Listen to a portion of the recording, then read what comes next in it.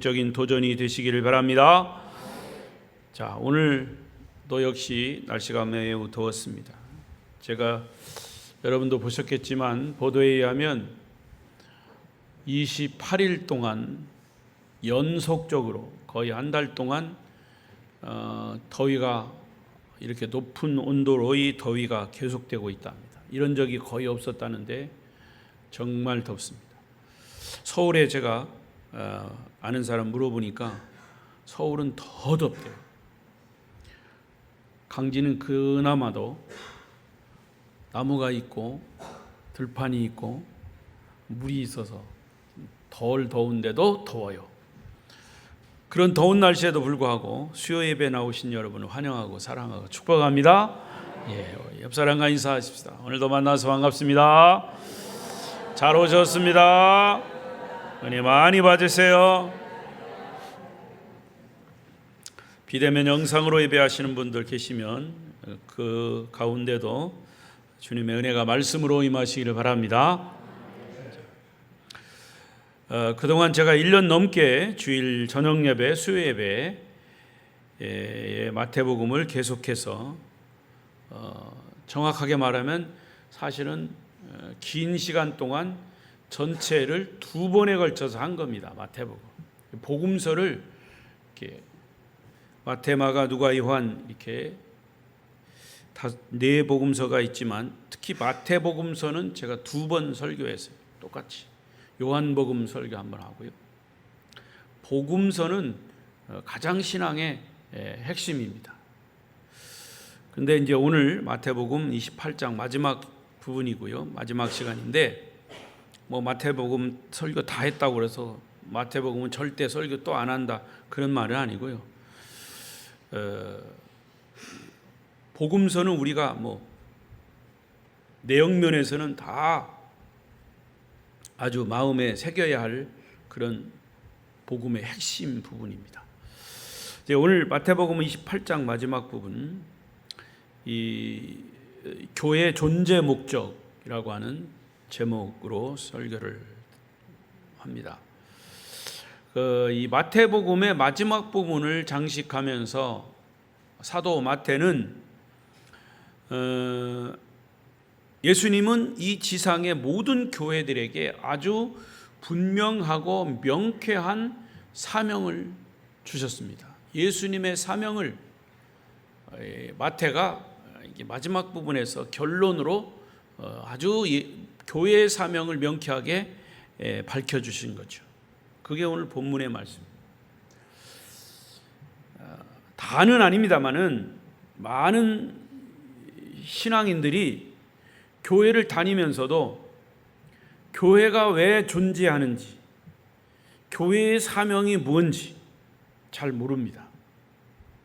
자, 다시 원론적으로 말하면 교회라고 하면 건물이 아니라 사람이라고 그랬어요. 아름다운 교회 하면 아름다운 교회의 성도들이 교회예요.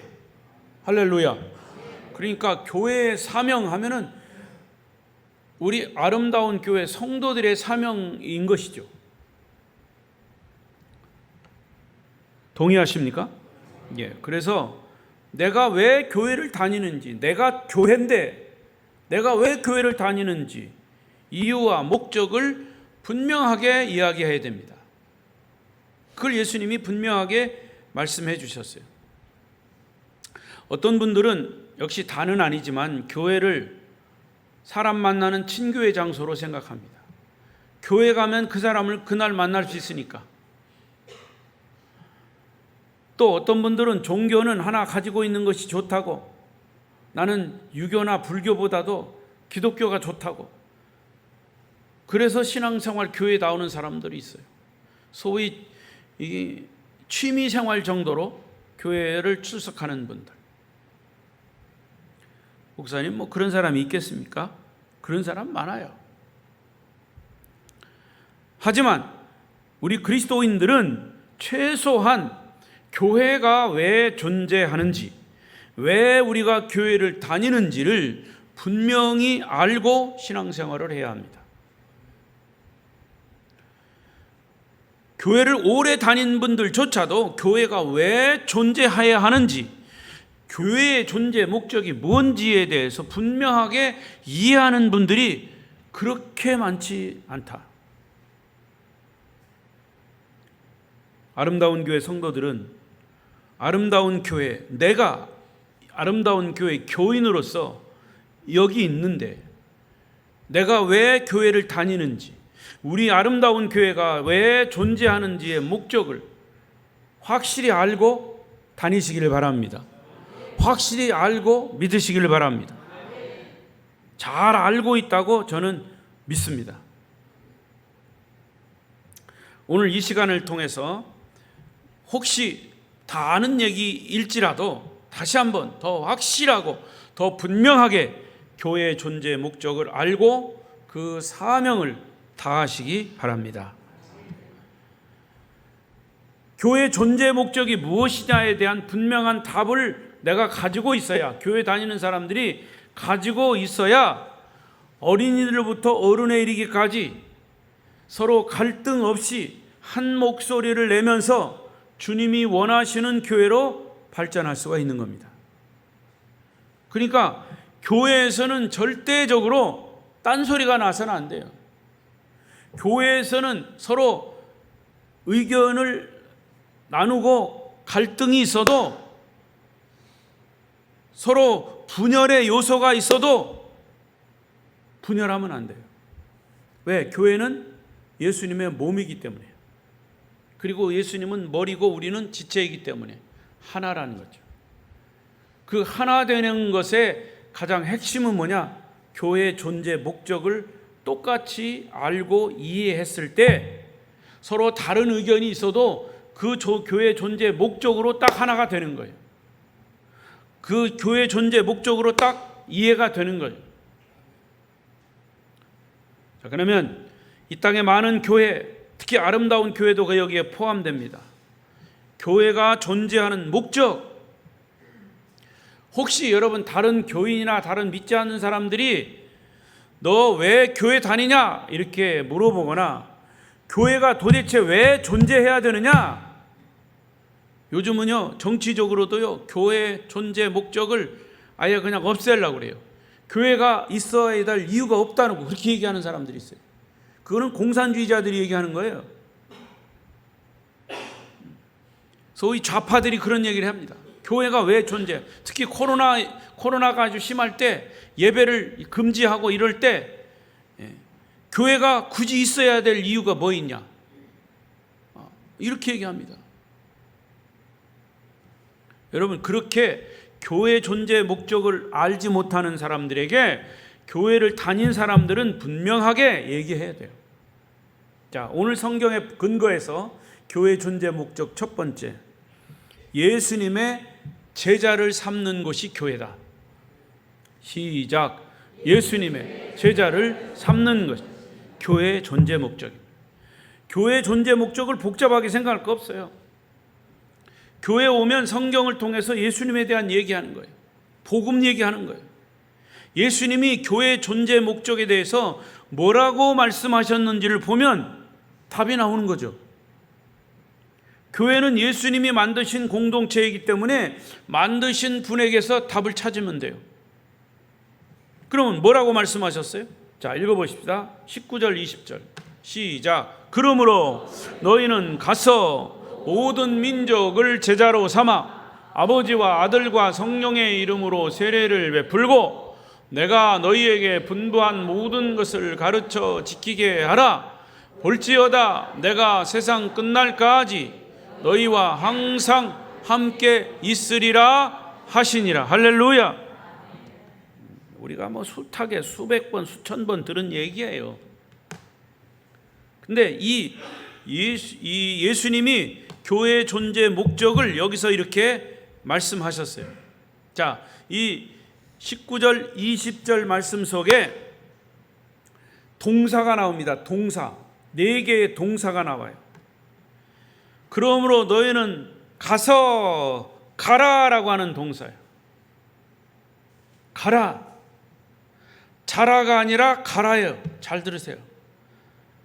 자라가 아니라 가라입니다. 가라. 가라 첫 번째 동사. 두 번째 동사, 가서 모든 민족을 제자로 삼아. 두 번째 동사는 제자로 삼아라. 두 번째 동사. 세 번째 동사, 아버지와 아들과 성령의 이름으로 세례를 베풀어라. 세례를 베풀라. 세 번째 동사. 그 다음 20절. 그리고 내가 너희에게 분부한 모든 것을 가르쳐 지키게 하라. 가르쳐 지키게 하라. 그걸로 한 단어로 가르치라 그 말이에요. 자, 4개의 동사가 나왔어요. 가라, 제자를 삼으라, 세례를 베풀라, 가르치라. 자, 그런데 여기 헬라의 원문에 보면 동사 이 4개 중에서 명령을 하는 것은 하나입니다. 하나. 여기 동사이기 때문에 4개의 동사로 나와서 다 명령형 같지만 원래 뜻은 4개 중에서 하나만 명령이에요. 무엇을 하라 명령한 것은 딱 하나. 그건 뭐냐? 제자로 삼으라 라고 하는 것이 명령이에요. 제자로 삼아 라고 하는 것을 직역하면 제자를 만들라 그런 말이에요. 교회는 제자를 만드는 곳입니다. 제자를 생산해내는 곳이에요. Make disciple. 제자를 만들어내라. 그러면서 제자를 만드는 방법을 부사로 3가지를 제시한 게 동사. 너희는 주님의 제자를 만들기 위해서 가라 라고 하는 것과, 그리고 세례를 줘라 라고 하는 것과, 그리고 배우고 말씀을 주님께로 배운 것을 가르치라 라고 하는 것 3개. 그래서 그러므로 교회는 주님의 제자를 만드는 곳이에요. 만드는 데 있어서 그냥 만드는 게 아니라 주님의 말씀을 들을 수 있는 곳, 또 전도할 수 있는 곳, 그곳으로 가서 그들에게 복음을 전하고, 그리고 세례를 주고, 그리고 복음 말씀을 가르쳐라. 그래서 제자가 만들어지는 것이. 따라서 교회가 주님의 제자를 만들지 않으면 교회가 교회의 사명을 다하고 있지 않는 겁니다. 황준태 대답해. 학교 때문에 서울로 갔어요. 잘 들으세요. 중요한 얘기입니다. 그래서 서울 가서 한 교회에서 주 반주자, 예배 반주자로 섬기고 있다가 군대 갔다 왔어요. 그 교회 또 간대요. 오늘 우리 교회에서 이제 봉사하고 이제 서울 가서 공부하고 있다가 내년에 다시 복학한대. 그럼 그 교회 가서 반주하는 거예요. 여러분, 이게 주님의 제자예요. 아멘? 주님의 제자로 삼은 겁니다. 우리 아름다운 교회에서 어렸을 때부터 열심히 공부하고 주일학교에서 말씀을 배우다가 이제 타지로 갔습니다. 근데 부모를 떠나가니까 이제 부모 성화에 내가 교회 안 나가도 되고 그냥 내 마음대로 그런 사람들도 있겠죠. 그러나 정말 주님의 말씀, 부모의 말씀을 잘 듣고 우리 아름다운 교회에서 어렸을 때부터 신앙을 잘 배우고 닦고 한 것을 이제 타지에 가서 복음을 전하는 자로, 꼭 내가 무슨 전도사가 되고 신학대학을 가서 뭐 선교사가 되라는 것이 아니에요. 복음을 듣고 내가 다른 곳에 가서 믿지 않는 친구들에게 복음을 전하고, 또 그곳에 가서 내가 주어진 선교의 사명을 하면 아름다운 교회에서 제자로 삼아서 그리 가는 거예요. 어렵게 생각할 거 없어요. 그러니까 우리 교회는 그런 사명을 하는 것이에요. 할렐루야. 예. 그러니까 교회가 주님의 제자를 만들지 않으면 교회가 교회의 사명을 다하고 있지 않는 겁니다. 더 심하게 말하면 교회가 제자를 만들지 않으면 교회 간판 내려야 돼요. 여러분, 세탁소가 옷 더러운 옷 갖다 줬는데 빨지 않고 세탁하지 않으면 그건 세탁소가 아니죠. 세탁소 간판 내려야 돼요. 밥 먹으러 식당에 들어갔는데 밥이 없대. 밥 안 한대. 식당 간판 내려야죠. 마찬가지입니다. 예수님을 믿고 따르려면 제자를 만드는 곳이 교회가 해야 할 일입니다. 이것이 우리 교회가 이 땅에, 이 지역사회에 존재하는 목적이에요. 할렐루야. 그러므로 예수님이 원하시는 교회가 되기 위해서는 예수님의 제자를 자꾸 만들어내야 합니다. 가룟 유다 보세요. 예수님과 함께 3년 동안 훈련을 열심히 받았어도 예수님 팔아먹는 예수님의 진정한 제자가 되지 못했기 때문입니다. 주님을 배신한 겁니다.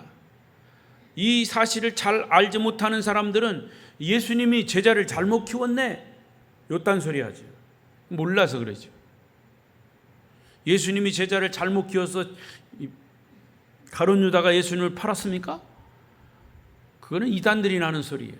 예수님이 얼마나 이 가룟 유다를 제자 삼기 위해서 애쓰셨습니까? 끝까지 제자를 삼기 위해서. 그러나 그거는 자기가 거부한 거예요. 자기가 마음을 닫아버린 거죠.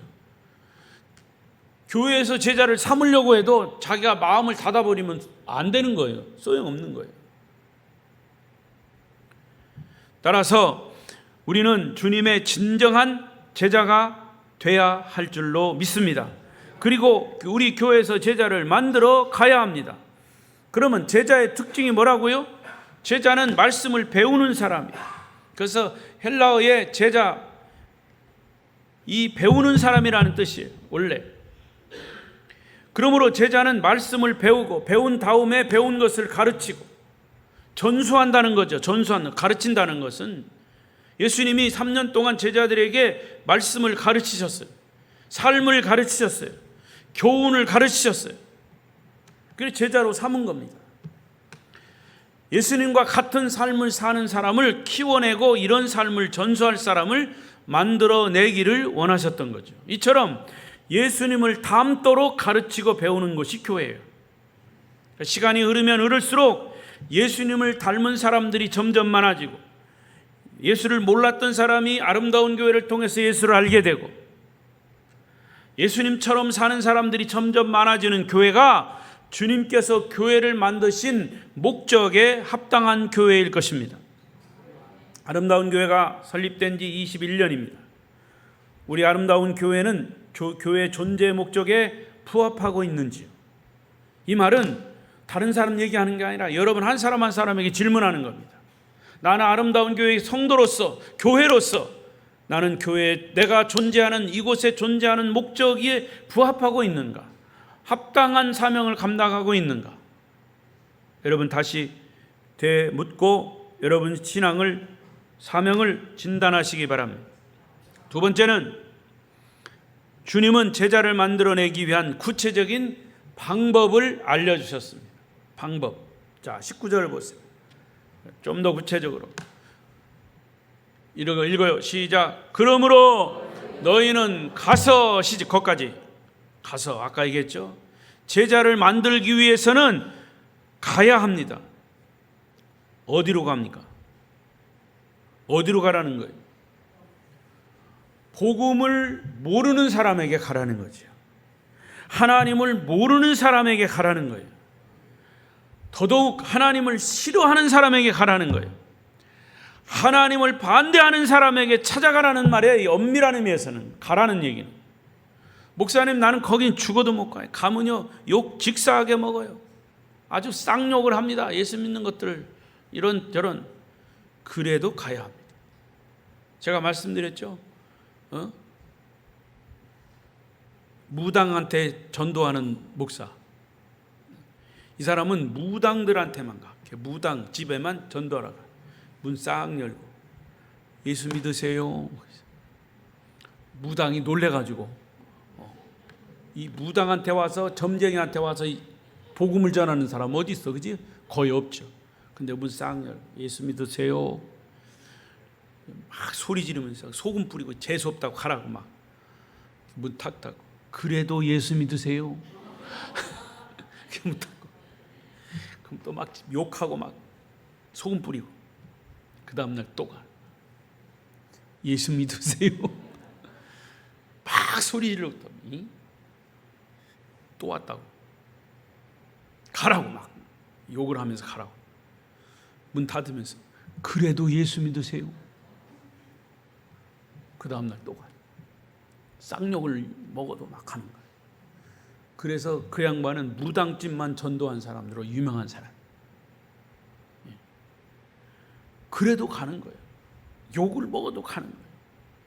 반대하도 가는 거예요. 그런 사람에게 찾아가라는 거예요. 특히 하나님을 믿다가 세상으로 나간 잃은 양, 누가복음 15장에 잃은 양이, 잃은 드라크마, 집 나간 탕자 있죠. 그들을 찾아가라는 거예요. 어느 통계에 보니까 교회를 5년 내지 7년을 다니면 5년 내지 7년을 다니면 주변에 안 믿는 지구가 하나도 없어진다는 거예요. 5년 내지 7년 열심히 다니면 믿는 친구들만 생긴다는 거예요. 안 믿는 친구들 다 떨어지고. 그리고 교회 밖에 있는 사람들은 하나님에 대해서 별로 관심 없어요. 믿지 않는 친구들과 잘 만나지 않게 되니까 안 믿는 사람들이 하나님을 알고 싶어서 스스로 교회 문을 두드리는 경우는 극히 드물다는 거예요. 요즘은. 더군다나 요즘 뭐 대학교에서 이제 뭐 이 대학 기독 선교 단체에서 CCC라든가 이런 단체에서 복음을 대학생들에게 자유스럽게 전하지 못한다고. 학생들 자기들이 법을 정하고 임의로 아무 사람에게 복음을 전하지 못하도록 만들었대요. 얼마나 어려운지 몰라요. 그래서 믿는 사람들이 먼저 안 믿는 사람들에게 이제는 관심을 가지고 찾아가야 돼요. 엄밀히 말하면 이미 다른 교회 다닌 사람 우리 교회로 이제 끌어들이는 것은 사실은 전도 아니죠. 안 믿는 사람에게 복음을 전하는 것이 전도지. 그 어쩔 수 없어서 믿는 사람들이 우리 교회로 교회로 올 수도 있고 또 다른 교회 갈 수도 있어요. 근데 여기서 전도는 하나님은 하나님을 필요로 하는 수많은 사람들에게 가라고 하셨어요. 근데 반대로 믿는 사람들끼리 똘똘 뭉쳐서 재미있게 지내다 보면 하나님 모르고 멸망해 가는 사람들에게 우리는 아무런 도움을 주지 못해요. 진짜 전도는 복음을 알지 못하는 사람에게 복음을 전하는 것이, 예수를 전하는 것이 전도죠. 그래서 그곳으로 가라는 거죠. 제가 말씀드렸죠. 여러분에게 있어서의 땅끝, 여기 땅끝까지 복음을 전하라. 세상 끝날까지. 그럼 땅끝이 어디라고 그랬어요? 예수를 알지 못하는 사람이 땅끝이에요. 여러분의 친구 예수 안 믿으면 여러분의 친구가 땅끝이에요. 그러니까 우리 주변에는 땅끝이 사실 여러 곳이죠. 술 친구들을 찾아갑니다. 찾아가서 같이 술 먹고 어울리라는 말이 아니에요.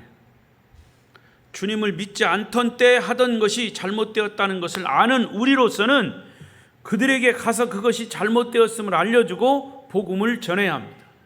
안 믿는 친구들을 결코 잃지 말아야 합니다. 그 친구가 잃은 양이 되고 잃은 드라크마고 집 나간 탕자일 수 있는 거죠. 여러분, 우리가 전도하려고 맘만 먹으면 하나님은 전도할 사람을 준비시켜요. 그 놀라운 영적인 이 역사입니다.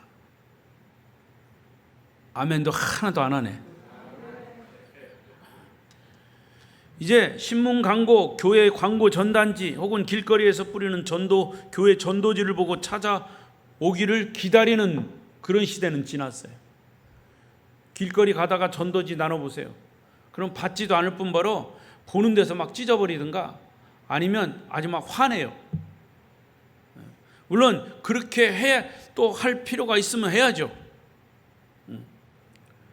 그러니까 여러분, 우리가 왜 찾아가야 합니까? 아니, 왜 안 찾아갑니까? 솔직히 말해서 찾아갈 사람이 없기 때문이에요. 찾아가려고 해도 찾아갈 사람이 없어. 그럼에도 불구하고 그들을 찾으라는 거예요. 이것은 주님의 지상 명령이기 때문에 내가 선택할 사항이 아니라 필수예요. 필수 사항임에도 불구하고 하지 않는 것은 이거는 직무유기입니다. 전도해야 할 성도가 전도하지 않으면 직무유기라니까. 마지막 판단은 하나님이 하실 거예요. 우리가 그렇게 얘기합니다.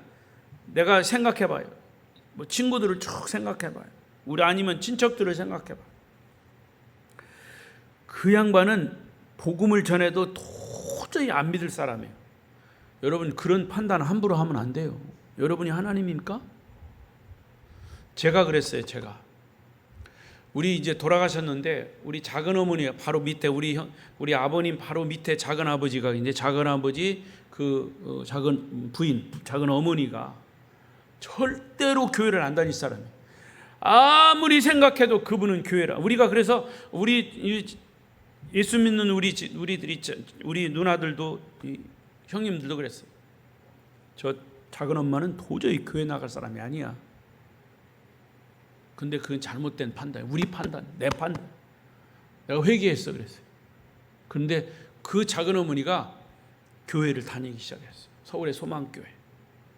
그리고 우리 그 소식을 듣고 깜짝 놀랐어요. 그래가지고 막 전화했죠.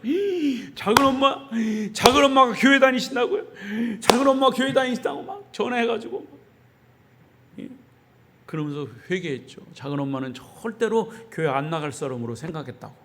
죄송하다고, 미안하다고, 나 회개한다고. 그랬더니 막 웃으시더라고. 여러분, 우리가 교회 안 나갈 사람이라고 그 친구는 절대로 예수 안 믿을 사람이라고 판단해서는 안 돼요. 그건 하나님이 하시는 거예요. 그건 하나님의 영역이에요. 깨닫게 되시기를 바랍니다. 거기에 우리는 이유를 달 수 없는 거예요. 신기한 것은 내가 복음을 전하라고 한 마음을 가지고 전도할 사람을 찾으면 주님은 그 사람이 어떤 사람인지 준비시켜 주십니다. 그리고 여러분이 아름다운 게 성도 여러분, 이건 꼭 기억하십시오. 내가 전도하려고 마음을 먹으면 내가 직접 전도를 안 해도 전도된 사람이 와요. 엉뚱한 사람이 와요. 아멘 좀 해요. 그런 경험이 없으니까 아멘 안 하지. 여러분 신기합니다. 전도하려고 하는 마음만 먹어도 내가 안 했는데 어느 날 온다니까. 그거 봐요. 우리 박 권사님 그랬죠? 어느 날 보니까 이 조그만할 때 학원에 와서 하는 어린애를 교회 가자고 전도했더니, 그리고 그건 몰랐어. 근데 나중에 몇 년 만에 만났어요. 보배 양을 10년 넘어서.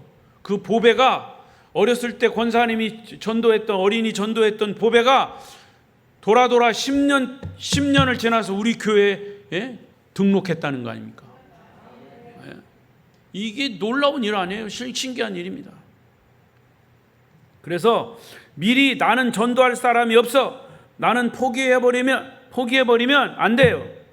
그런 사람이 나타나지 않지만 전도하려고 하는 마음만 가져도 하나님이 미리 준비해 놓으실 줄로 믿습니다. 여러분 열매가 있기를 바랍니다. 그래서 제가요 또 얘기하지만 20여 년 넘게 제가 목회하면서 베트남 선교에 관심을 가지고 거기 들어가서 이사로 섬기면서 베트남에 있는 불신자들에게, 더군다나 거기는 공산주의예요, 복음을 전하려고 가서 목사님들과 신학교를 세우고 신학생을 키워내고 목회자를 길러내는 그런 목적은 뭐냐? 모두가 주님이 이런 명령을 하셨기 때문에 그것을 실천하는 거예요. 또 아멘 안 하시네. 실천하는다니까. 우리가 전에 선교사님들을 통해서 복음을 받아들여서 우리가 구원받은 은혜를, 이제는 그 은혜를 갚을 때라는 거죠. 그래서 교단별로 선교사를 파송하고 미전도 종족, 전도가 안 된 그 종족들을 찾아가서 복음을 전하는 거죠. 여러분들이 직접 가지 못하니까 제가 대표로 여러분을 대신해서 가서 복음을 전하고 신학생들에게 말씀을 가르치고 목회자를 길러내는 거예요. 제가 가는 것은 아름다운 교회 성도가 함께 가는 것으로 믿으시기 바랍니다. 그런 선교적 마인드가 없는 교회는 교회의 목적을 이루지 못하는 거예요. 여러분, 목사들도요, 성경을 배우면서도 그런 선교적 마인드가 없어요. 목사님, 우리 교회도 어려운데 무슨 다른 저기까지 갑니까? 이 선교적 마인드가 없으니까 교회가 매냥 그 모양 그 꼴이죠. 여러분, 교회가 선교적 마인드를 가진 성도들이 있어야 발전을 하고 부흥하는 거예요. 왜? 이 사도행전에 보십시오. 선교적 마인드를 가진 그 교회에 주께서 구원받는 사람을 더 많아지게 하느니라, 더 늘어나게 하셨느니라.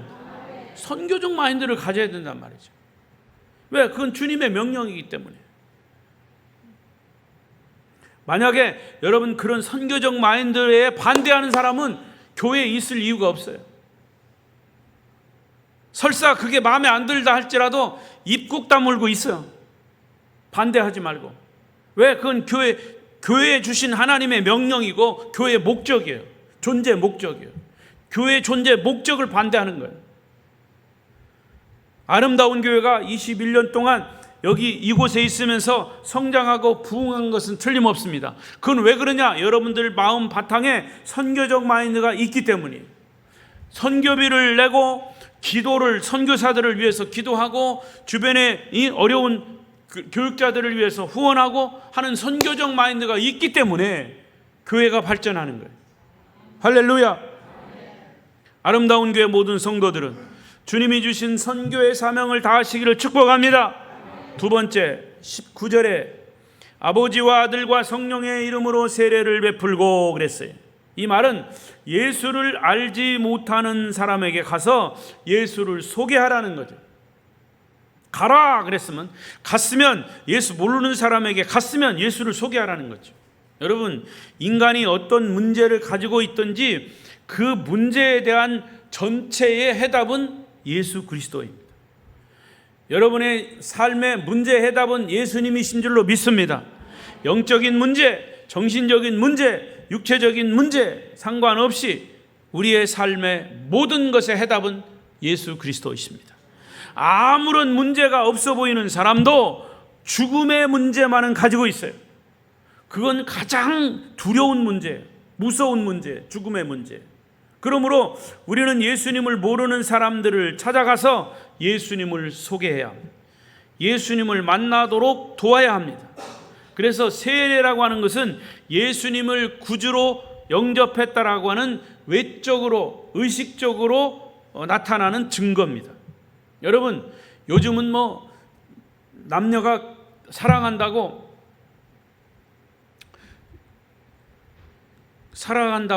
하면서 그냥 살더라고.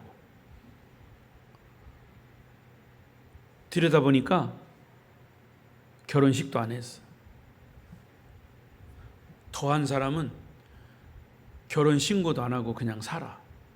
그래서 살아보고 괜찮으면 신고하고, 그리고 또 살아보고 신고했다가 이제 조금 더 괜찮으면 그때 가서 결혼식하고. 요즘 그게 신식이라고 해야 될지, 나는 그게 신식 아니라고 봐요. 그건 하나님의 법에 어긋나는 거죠. 여러분, 결혼식도 안 하고 살아보는 게 어디예요? 요즘 세태가 그렇습니다. 그러면 그 남자와 그 여자가 사랑을 했어. 같이 살아. 그걸 뭘로 증명해? 뭘로 증명하냐고요? 그 사람이 부부인 것을 뭘로 증명해? 결혼식을 해야 되죠. 식을. 그걸로 증명하는 거 아닙니까? 세례라고 하는 것은 그거예요. 세례식은 예수 그리스도가 나의 구세주 되십니다 라고 하는 것을 많은 사람들이 보는 앞에서 예식을, 세례 예식을 통해서 공개적으로 증명하는 겁니다. 할렐루야. 그러니까 교인들이 예수님을 담대하게 전하지 못하는 이유가 뭐예요? 가장 큰 이유는 본인이 예수님을 인격적으로 만난 체험이 없기 때문에, 자신이 예수님의 능력, 권위에 대한 확신이 없기 때문에 예수를 전하지 못하는 거예요. 우리가 이웃에게 예수님을 전하려면 내가 예수님을 만난 확실한 체험을 가지고 있어요. 내가 사랑하는 남자를 만나서 부부가 됐어요. 결혼식을 해서 부부가 됐어요. 그래서 아기를 낳았어요. 아기를 낳아 보니까 엄마의 심정, 아빠의 심정을 그때서야 알게 되더라.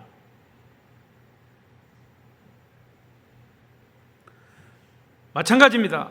예수님을 만난 확실한 체험을 가지고 있어야 된다는 거죠. 어떤 체험이, 어떤 확신입니까? 예수님은 하나님의 아들이라고 하는 확신. 예수님은 인간의 죄를 위해 십자가에 돌아가시고 부활하신 것이 역사적인 사실이라고 하는 확신. 세 번째, 예수님은 나의 죄를 용서해 주셨다고 하는 확신. 네 번째, 예수님은 지금도 하나님 우편에 앉아 계셔서 우리의 머리털까지 세시는 하나님, 우리의 일상생활에도 깊은 관심을 가지고 계시면서 변함없이 우리를 돕고 계신다는 확신. 할렐루야. 그래서 오늘 본문에도 마지막 절에 보면 너희와 항상 세상 끝날까지 너희와 항상 함께 있으리라. 할렐루야. 이런 5가지의 확신과 체험이 있을 때 우리는 예수님을 모르는 사람들에게 예수님을 담대하게 소개할 수 있는 거죠. 우리 인생 문제의 해답이신 예수님을 누구에게든지 소개하시기를 바랍니다. 세 번째, 20절. 내가 너희에게 분부한 모든 것을 가르쳐 지키게 하라. 이게 예수님의 제자를 만드는 방법 중에 세 번째. 자, 제자를 만들기 위해서는 반드시 가르쳐야 되고 가르친 것을 지키도록 해야 합니다. 그래서 여러분은 주님의 제자들인데 제자들이 확실한 제자들이 되기 위해서 저는 평생도록 강단에서 말씀을 가르쳤습니다. 말씀을 또 가르쳤습니다. 그리고 그것을 지키게 했습니다. 제발 좀 이 말씀을 지키세요. 지키세요. 외치는 것이 설교입니다. 지키게 하라 그랬어요. 근데 이 지키게 하라는 부분을 약하게 만들기 쉬워요. 대부분 교회들이 이 부분에 실패하기 때문에 성경 지식만 가르치고 머리만 키워놓고 지키질 않으니까 항상 문제가 돼요. 제자 훈련 시켜요. 열심히 제자 훈련 시켜요. 말씀을 막 몇 주 동안 시켜요. 제가 다 해봤어요. 제자 훈련 쎄 빠지게 그냥 시켰는데 뭐가 훈장이냐면 나 제자 훈련 받았다. 나 12주 동안 받았다. 나 제자 훈련 공부 많이 했다. 이게 훈장이요. 제자 훈련 받았으면 뭐야? 가룟 유다처럼 예수를 팔아먹는데. 예? 배웠으면 훈련 받았으면 그것을 지켜야죠. 지켜야죠. 그래야 진정한 제자가 되는 거지. 할렐루야. 생활이 바뀌고 성품이 주님의 성품으로 변화되기를 위해 가르치라는 거죠. 그래서 예수님은 제자를 만들기 위해 보고 배우도록 했어요. 자, 보십시다. 마가복음 3장 13절 15절 시작. 또 산에 오르사 자기가 원하는 자들을 부르시니 나온지라. 이에 12를 세우셨으니 이는 자기와 함께 있게 하시고 또 보내사 전도도 하며 귀신을 내쫓는 권능도 가지게 하려 하심이라. 마가복음의 마가는 이 말씀에서 주님이 제자를 부르신 목적을 함께 있게 하시고라고 했습니다. 제자들은 예수님과 함께 생활하고 예수님의 삶을 지켜보면서 그분이 하시는 사역도 지켜보았습니다. 그래서 주님은 제자들로 하여금 보고 배우게 하시고 때때로 제자들을 둘씩 짝지어서 보내시고 전도를 내보내시고 보고 배운 것을 실습하도록 했습니다. 실습하도록. 그리고 돌아와서 보고했습니다. 이것이 예수님이 제자 만드는 방법이었습니다. 듣고 배운 것뿐만 아니라 보고 배우도록 하신 거예요. 여러분, 자식들은 부모의 삶을 보고 배우지 듣고 배우지 않는다는 사실. 그래서 그런 말이 있어요. 자식들은 부모 앞에서 부모의 말로 배우는 게 아니고 부모의 뒷모습을 보고 배운다 그랬어요. 뒷모습. 부모가 하는 모습을 보고 배우는 거예요. 아버지가 담배 뻑뻑 피우면서 자식들에게 너는 막 어려서부터 담배 피우면 안 돼. 그러면서 그 자식들이 크면 뭐라 그러는 줄 알아요? 자기는 다 피면서. 자기는 다 피면서. 비웃어요, 비웃어.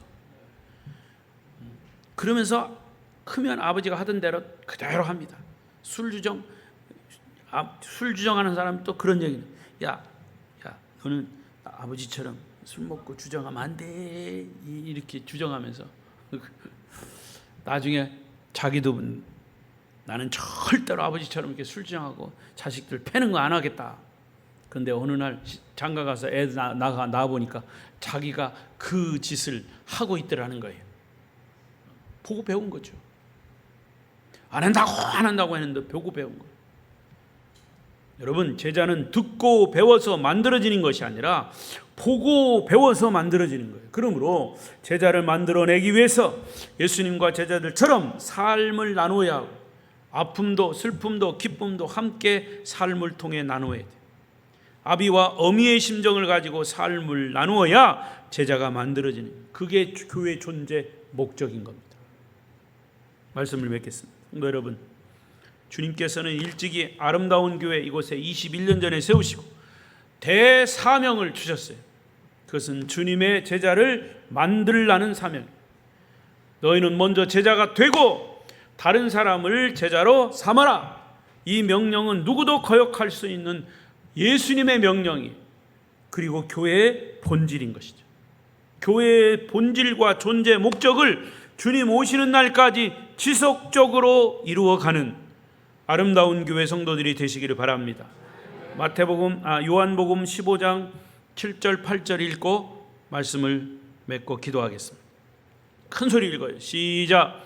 너희가 내 안에 거하고 내 말이 너희 안에 거하면 무엇이든지 원하는 대로 구하라. 그리하면 이루리라. 너희가 열매를 많이 맺으면 내 아버지께서 영광을 받으실 것이요 너희는 내 제자가 되리라. 아멘. 기도하겠습니다.